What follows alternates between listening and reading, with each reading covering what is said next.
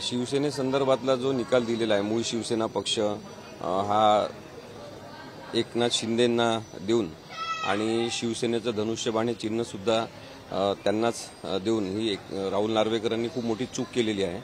खरं सर्वोच्च न्यायालयाच्या निर्णयाचा तो अपमान आहे। त्यांनी ज्या काही महत्त्वाच्या न्यायिक गोष्टी ठरवल्या होत्या त्याच्यामध्ये दोन गोष्टी महत्त्वाच्या होत्या की भरत गोगावले यांना व्हीप म्हणून मान्यता देणं बेकायदेशीर आहे असं सांगितलं होतं आणि एकनाथ शिंदे यांना गटनेता म्हणून मान्यता देणं हे सुद्धा बेकायदेशीर आहे सांगितलं होतं। आणि सगळ्यात महत्त्वाची बाब लक्षात घेतली पाहिजे की 10 शेड्यूलनुसार पक्षांतरबंदी कायद्याचे प्रकरण असल्यामुळे हे प्रकरण राहुल नार्वेकर यांनी शेवटचा निकाल द्यावा म्हणून त्यांच्याकडे पाठवलेलं होतं। जेव्हा सर्वोच्च न्यायालयाचे सरन्यायाधीश आणि 4 अत्यंत अनुभवी न्यायाधीश असे 5 न्यायाधीशांचं बेंच हे सांगते की हा निर्णय तुम्ही द्यायचा आहे कारण की हे पक्षांतरबंदी कायद्याचं प्रकरण आहे आणि राहुल नार्वेकर मात्र म्हणतात की हे पक्षांतरबंदी कायद्याचं प्रकरण नाही, त्यामुळे कोणीच अपात्र नाही। हा निर्णय पूर्णतः चुकीचा आहे, दिशाभूल करणारा आणि बेकायदेशीर आहे। कारण की आपण एक प्रश्न राहुल नार्वेकरांना विचारला पाहिजे की जर हे प्रकरण पक्षांतरबंदी कायद्याचं नव्हतं तर मग राहुल नार्वेकर यांना निर्णय देण्याचा कोणताच हक्क राहत नाही। त्यांनी ते प्रकरण सरळ एका ओळीचा आदेश देऊन परत सुप्रीम कोर्टाकडे पाठवायला पाहिजे होतं की हे प्रकरण पक्षांतरबंदी कायद्याचं नाही, त्यामुळे मी डिसाईड करू शकत नाही। संपूर्ण निर्णय त्यांना घेण्याचाच हक्क नाही आहे आणि म्हणून मला वाटते की जसा निर्णय त्यांनी शिवसेनेच्या बाबत दिला तोच राष्ट्रवादी मूळ पक्षाबद्दल दिला आणि संपूर्ण बेकायदेशीरता प्रस्थापित करण्याचा प्रयत्न त्यांनी केलेला आहे।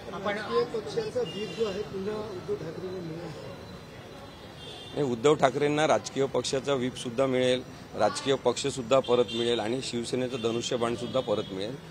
सर्वोच्च न्यायालयाचा जो निकाल आहे त्याला अनुसरूनच पुढचा विचार आता सर्वोच्च न्यायालयाला करावा लागेल आणि त्यामुळे एकनाथ शिंदे हे गटकेचे राजे आहेत असं आपण समजू शकतो। आपण जर बघितलं तर उद्या विशेष अधिवेशन घेते मराठा आरक्षण करतात, तुम्हाला खरंच वाटतं का हे अधिवेशन घेतल्यावर आरक्षण हा विषय तिकडचा सुटेल, ज्या प्रकारे कायदा आहे त्याप्रमाणे? नाही, मुळात जरांगे पाटलांची कोणीतरी दिशाभूल केलेली आहे किंवा त्यांचा कोणीतरी मराठा आरक्षणाचा विषय पुढे करून वापर करत आहेत असं मला वाटते। सगळे सोयरे अशा प्रकारची व्याख्या जर कायद्यात घ्यायची असेल तर केवळ एखादा नोटिफिकेशन किंवा सर्क्युलर काढून तो बदल होऊ शकत नाही आणि त्यासाठी कायद्यामध्ये संबंधित बदल करावे लागतील आणि म्हणून जरांगे पाटलांनी खरं तर मागणी केली पाहिजे की केंद्र सरकारने याबद्दलचा घटनात्मक बदल करून मराठा आरक्षणासाठी जागा तयार केली पाहिजे आणि त्यांना नरेंद्र मोदींनीच येऊन भेटलं पाहिजे असा त्यांनी आग्रह ठेवण्याची गरज आहे। इतर कोणी हे आरक्षण करू शकत नाही, त्यामुळे उद्याचं जे अधिवेशन विशेष अधिवेशन या नावाखाली बोलवलेलं आहे ती एक परत दिशाभूल आणि धूळफेक आहे लोकांच्या नजरेमध्ये। असं कोणतंही आरक्षण देण्याचा हक्क सध्या तरी राज्य सरकारला नाही आहे। आपण जर बघितलं तर निवडणूक आयोग हे शिक्षकांना निवडणुकीसाठी कामासाठी लावले, त्यामुळे मुलांना शिक्षणापासून वंचित राहणारे राज ठाकरेंनी पण हा विषय उचलला आहे। तर खरंच निवडणुकांनी वेगळी आपली एक बॉडी टीम तयार समिती करायला पाहिजे होती का काय?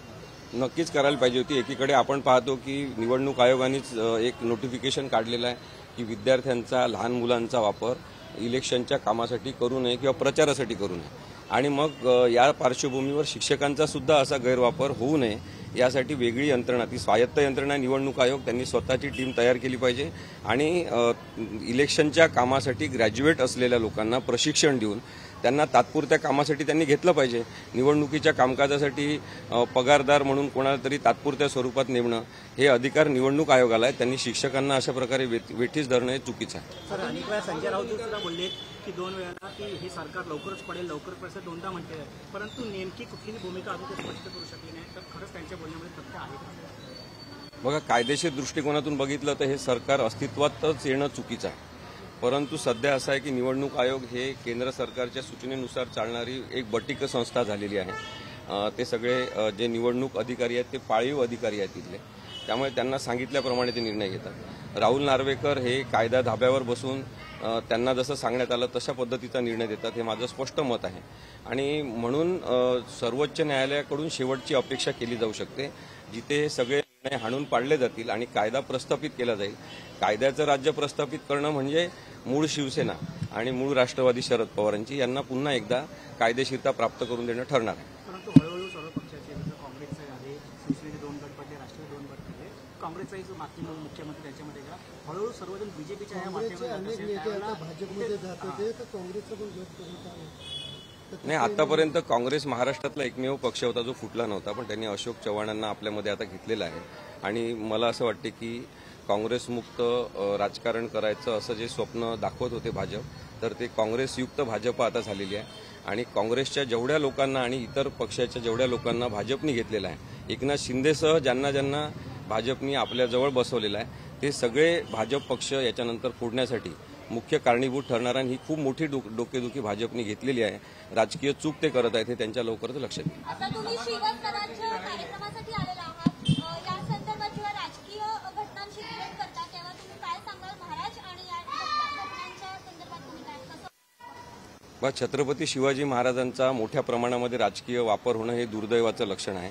छत्रपती शिवाजी हे जाणता राजा होते, कारण की जनतेचा एकही पैसा ते आपल्या स्वतःच्या कामासाठी आणि प्रसिद्धीसाठी तर मुळीच करत नव्हते. आज आपण पाहतो की जी जाहिरातबाजी सुरू आहे, म्हणजे केवळ जाहिरातबाजीच्या भरोशावर कोण पंतप्रधान होणार असं ठरवायचं असेल तर महाराष्ट्रात ज्या जाहिरातबाजी आपण पाहिल्या तर एकनाथ शिंदे हे पंतप्रधान पदाच्या शर्यतीतच आहे असं आपल्याला दिसते.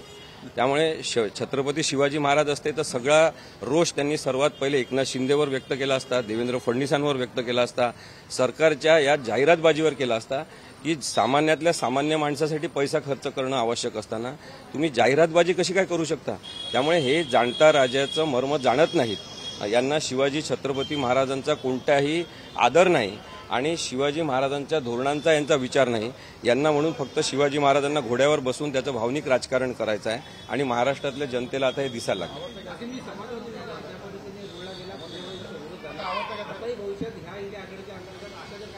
काय प्रश्न ऐकायला नाही ना. पुण्यामध्ये जो विरोध झाला तुमचा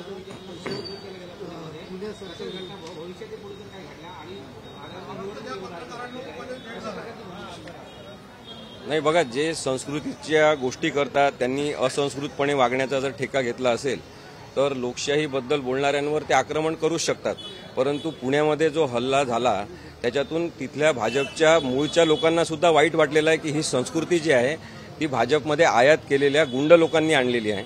आणि त्यामुळे भाजपचे लोक सुद्धा स्वतः पुण्यातले या सगळ्या प्रकारावर नाराज आहेत. मला असं वाटतं की जोपर्यंत अशी नाराजी आहे तोपर्यंत आपण कुठेतरी लोकशाही टिकून राहील अशी अपेक्षा करू शकतो.